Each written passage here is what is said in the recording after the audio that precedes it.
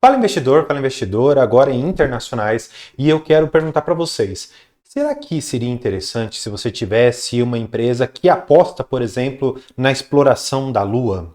Será que você gostaria de estar investido numa empresa que tem a exploração espacial como uma das suas principais atividades? Bem, parece que eu iria dizer aqui, invista então na SpaceX. Mas não vou falar da SpaceX. Vou falar de uma outra empresa que tem um grande potencial por detrás e que recentemente conseguiu um contrato com a NASA. Então, só para que a gente comece aqui, vou apresentar um pouco a empresa, depois eu vou mostrar um pouco dos números e trazer por fim quais as minhas expectativas, tá bom? Mas antes de eu começar, já quero que você abra a conta aqui na Xstation, que é o primeiro link aqui embaixo que você vai poder conferir, e lá você vai poder abrir sua conta demo e claro, depois eu vou utilizar aqui a plataforma para você ver que tem várias notícias e outras tantas coisas muito úteis para você poder olhar para investimentos no exterior, tá bom? Então, vamos começar. A primeira coisa que eu quero mostrar é uma foto da Lua, só para mostrar que ativo que é esse, que logo mais eu já vou falar, tá? Então, fica comigo e se você não conhecia esse ativo, deixa um curtir aqui embaixo e, claro, o mais importante de tudo, a sua inscrição aqui no canal, tá bom? Então, vamos lá.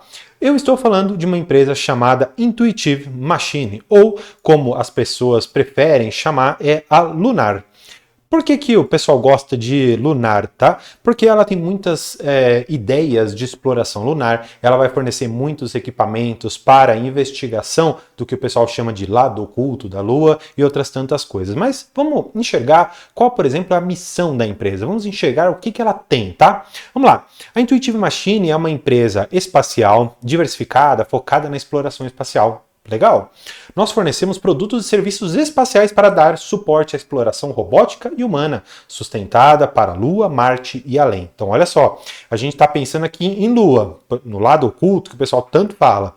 Marte tem ali quase que paralelamente aquele grande plano, muito ambicioso, inclusive do Elon Musk, de conseguir colonizar Marte, né? Trazer realmente pessoas para morarem lá. E eles colocam além.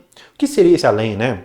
Existe dentro da NASA uma vertente em que eles exploram outros planetas e, na verdade, eles querem colher também de asteroides a possibilidade de você ver, por exemplo, qual é a sua composição, qual é o seu direcionamento e outras tantas coisas. Porque já foi até descoberto um determinado asteroide que, se a gente tivesse como simplesmente capturá-lo, nós teríamos mais ouro do que já foi descoberto em toda a humanidade. Simplesmente você ia pegar um bloco de rocha gigantesco e colocar aqui.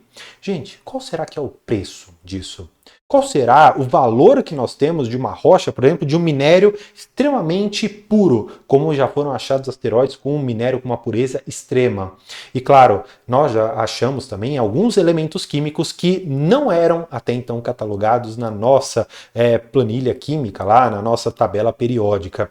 Então, olha só o quanto que existe fora da nossa Terra que pode trazer, por exemplo, para a NASA e, claro, para outras tantas empresas que fazem a exploração espacial, um determinado passo razoável e que isso pode gerar contratos milionários, bilionários ou, quem sabe mesmo, trilionários. Sim, existe esse potencial, tá bom? Então, vamos continuar aqui para a gente enxergar o que essa empresa faz, né? Vamos lá. Vou pegar com vocês aqui, ó. Vamos lá. Eles acreditam que os produtos e serviços oferecidos por meio de 4 unidades de negócios distintas. Então, a Lunar Access Services, ou seja, são serviços de acesso lunar. Eles colocam Orbita Services, que são serviços na órbita da Terra. A questão de Data Service, ou seja, o serviço de coleta de dados e de manutenção desses dados. E produtos espaciais e infraestrutura, tá bom? Tudo isso vai abrir acesso para a Lua e para o progresso da humanidade, tá? Fundada em 2013, eles têm aqui 3 missões lunares junto com a NASA, então não é uma coisa que eles estão simplesmente tentando, ele já tem alguns projetos com eles, tem uma quantidade de funcionários, um tanto aqui de experiência dos executivos em aeroespacial, tá? Mas claro, a empresa, para ela ser investível, a gente tem que enxergar outras coisas, porque nós já sabemos o que ela faz. Agora, será que ela tem avenida de crescimento? Será que ela tem da onde tirar dinheiro? Nós vamos falar tudo isso. Vamos lá. O que a empresa tem como seus 3 pilares, né? Que ela coloca aqui, 3 pilares de comercialização. E aí, claro, infelizmente aqui eu só tenho isso em inglês, mas eu vou traduzir com vocês, né? Serviços de entrega. Então, eles colocam aqui questão de transporte e entrega de satélites, instrumentos científicos e até cargas para várias destinações no espaço. Além disso, eles têm transmissão de dados, e aí eles colocam que eles vão coletar, processar e interpretar dados do espaço. Então, olha só que legal. Imagina, você consegue colocar em órbita um determinado satélite que consegue captar o movimento ali dos astros, consegue captar, por exemplo, o movimento de um asteroide e conseguir, talvez, enxergar e trazer dados para a NASA que sejam muito importantes. E esses dados são fundamentais porque, por exemplo, imagina que está vindo um asteroide a uma determinada velocidade, numa direção e que pode colidir com um satélite, por exemplo, que é do Google. Quanto que você acha que o Google não pagaria para, eventualmente, conseguir dar uma ordem para aquele satélite, desviar um pouquinho para cá, para ele não ser atingido por um determinado asteroide? Você não acha que ela pagaria alguns milhões ou até mesmo bilhões de dólares?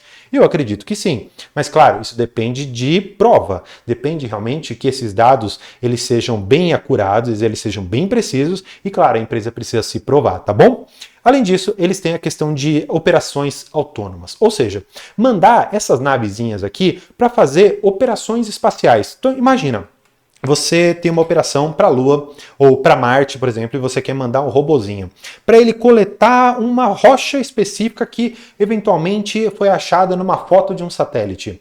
Você manda, por exemplo, aquele objeto autônomo, né? Você manda um carrinho, vou colocar de uma forma mais simples, você coloca lá em órbita em Marte, consegue pousar ali e recolher aquela rocha que você queria então fazer a pesquisa, tirar da órbita ali de Marte e voltar, por exemplo, para uma estação espacial ou até mesmo voltar aqui para a Terra portando aquele objeto, portando aquele material. E isso é interessante porque, primeiro, você não coloca seres humanos em risco, você apenas coloca robô ali. E o robô, muitas das vezes, consegue fazer aqui da Terra muitas coisas interessantes na operação espacial que são fundamentais para você ter o progresso, não só da operação de exploração espacial, mas também da humanidade, porque muitas coisas já estão sendo descobertas. E até mesmo, pensando aqui em colonização de Marte, que não sei se vai acontecer, não sei se eu estarei vivo para ver isso acontecer, mas a passos bem devagarzinhos, né, baby steps, passos de bebês,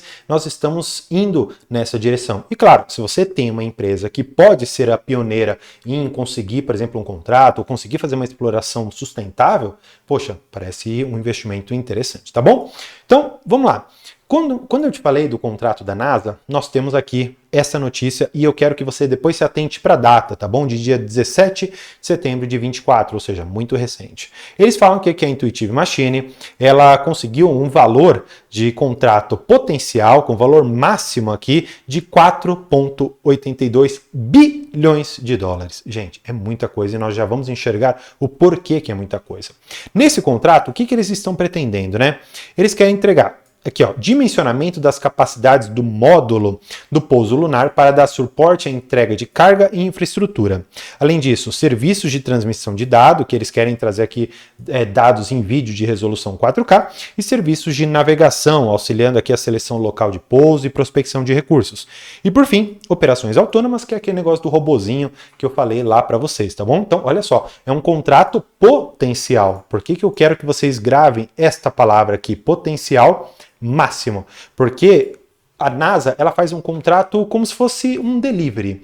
Ela vai dizer o seguinte, olha, você tem aqui esse contrato, nesse valor potencial máximo aqui de 4,2 bi, mas eu tenho esse orçamento. Pode ser que eu use apenas 200 milhões com você, porque eventualmente o seu serviço pode não ser o suficiente para mim. Ou, por outro lado, pode ser que esses 4,8 bi sejam tudo que eles vão utilizar ao decorrer, por exemplo, de 6, 7, 10 anos. Então, a gente tem que entender que esse valor máximo, ele não está no momento 1, todo esse dinheiro não vai entrar no caixa. Esse dinheiro aqui, ele vai entrar em vários períodos ao longo do tempo. Então, não é uma coisa imediata, mas tem aqui o seu potencial, tá bom? Vamos lá. Por que eu falei que era interessante nós olharmos para aqueles 4,8 bi? Porque a receita da empresa, até esse momento, você pode ver aqui em 2024, nos 3 meses, e também nos últimos 6 meses. Nos 6 meses foi uma receita deficitária de 80 milhões de dólares negativos, ou seja, um prejuízo. E nesses últimos 3 meses aqui, 18 milhões positivos, tá bom?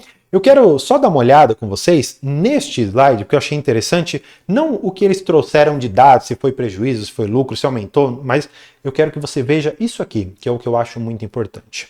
Eles disseram que o driver primário que impactou o caixa da empresa, que impactou os lucros da empresa, foi algo non-cash, ou seja, não caixa. O que isso significa? Significa que é apenas um efeito contábil. É um efeito que você tem que fazer deduções porque a contabilidade manda, mas não significa que esse dinheiro saiu do caixa. E aí você me pergunta, André, o que você está querendo me dizer especificamente? Bem, vamos lá. Eles falam aqui que o efeito não caixa foi exatamente por conta de modificações contratuais feitas pela NASA. Então, não é que você teve um efeito de perda ali de dinheiro ou que você teve que pagar alguma coisa. Só foi uma modificação ali no contrato e isso não tem efeito caixa, tá bom? Então, vamos continuar aqui, né? O que eles estão esperando para 2024? E aí é legal a gente dar uma olhada nisso para enxergar se esse investimento ele tem potencial ou não. Olha só, eles estão esperando que para o ano inteiro de 2024 eles tenham uma receita de 210 a 240 milhões de reais, trazendo aqui um valor mais interessante de, vamos dizer assim, vendas, né, que eles colocam aqui. Eles estão esperando que esse segundo semestre seja o suficiente para conseguir ter caixa para a próxima operação dele, para os próximos 12 meses. Eles estão esperando que agora, de julho até dezembro, eles gerem caixa suficiente para conseguir passar 2025 tranquilos. Me parece interessante.